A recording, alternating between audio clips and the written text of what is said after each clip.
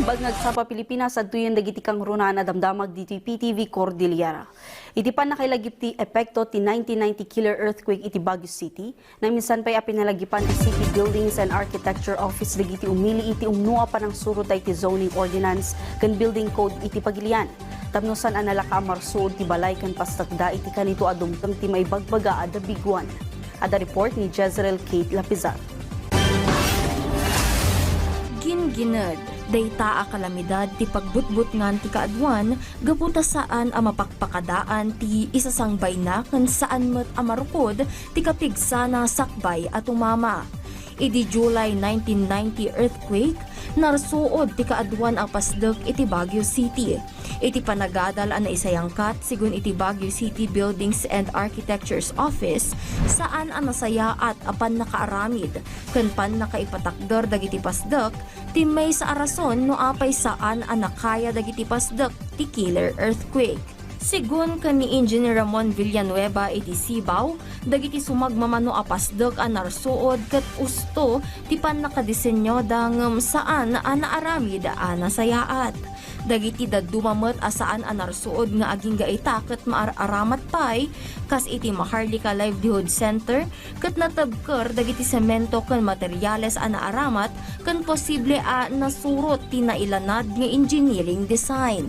Mga building sa nakalayan yung ganun, maaaring susustain pa rin niya yung ganong kalamidad.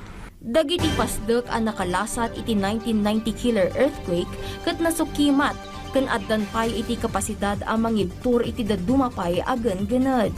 Kalpasan iti nasuo agen gened, nagduduma dagiti napasamak a panagbaliw iti structural code iti pagilyan. May saditan ti panangipasigurado iti resilience dagiti pasdek iti panagdayeg. Ti building code ti Pilipinas ket naibasar iti building code ti Amerika ngem adda dagiti napabaro a paglentegan.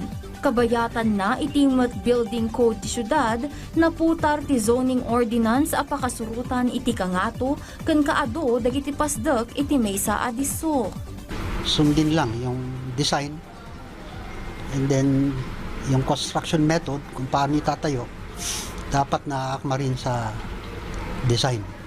Yung tamang proseso, geotechnical engineering studies, structural analysis, tsaka yung method of construction, pag nasunod yun, sigurado yung building safe. Impasigurado na adagiti pasdek nga addaan iti building permit ket dakkel ti tsansa a mapaulanda ti kapigsaan agen gened gaputa di malanda iti panangsukimat sakbay, kabayatan ken kalpasan ti construction.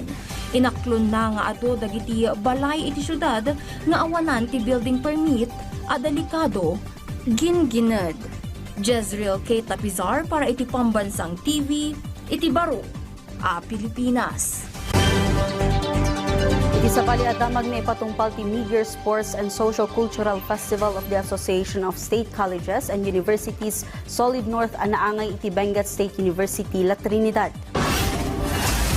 Pimasad dito'y dagiti faculty kan staff ti 20 ket mga state universities kan colleges manipud regions 1, 2, 3 kan Cordillera. May tampok iti festividad ti athletics kan nagduduma a socio-cultural activities nga aglepas into July 18. Kabayatan na iti naisayangkat ang marijuana eradication operation iti Benguet na diskubre ti may sa plantasyon a namulaan iti 1,300 fully grown marijuana plants nga aggatad iti 260,000 pesos. Naparot kun na uram adagos dagiti marijuana iti mismo site, bayad ni agtultuloy ti investigasyon dagiti pulis tapno maduktalan ti nagduduma wenno daduma paya posible a plantasyon ti marijuana iti nasaw a lugar.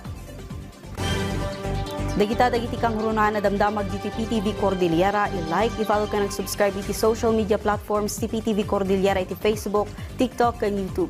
Para iti PTV balita ngayon sa probinsya, siya ni Audrey Villana, na imbag nga aldaw.